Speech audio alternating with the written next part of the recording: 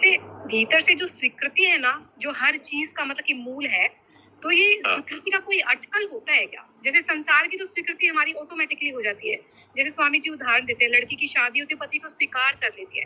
पर बाकी ये सब चीज़ों में जो सबकी जहाँ प्रॉब्लम आ रही है, तो उसका कोई एक अटकल होता है क्या कुछ? कैसे स्वीकार हो ये भीतर से? ये वास्तव में जब हमारे तीव्र इच्छा हो जाएगी कि हमें तो जो वास्तविकता है उसको अपने जीवन में लाना है। अब वो अभ्यास और वो सोचना समझना नहीं है। अब तो हमें हमें तो ये समझ में आ गया कि ये धन जमीन मकान कुटुंब शरीर मन बुद्धि इत्यादि से हमारा कोई संबंध नहीं है। तो अब ये थूक करके हम नहीं चाटेंगे, ऐसा पक्का निश्चय ही होता है। वैसे तो हम अच्छी तरह जानते हैं, हम स्वीकार भी करते हैं अस्वीकार भी करते हैं, ये हम पहले से जानते हैं।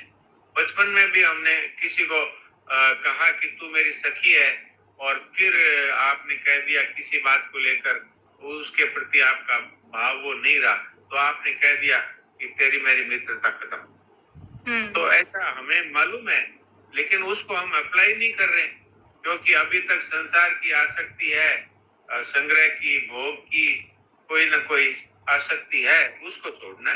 तब फिर यही अटकल है, और कोई अटकल नहीं। जी, जी, सच्चाई को पूरी तरह स्वीकार कर लो बस। हाँ, बिल्कुल। जी, जी, प्रणाम। प्रणाम।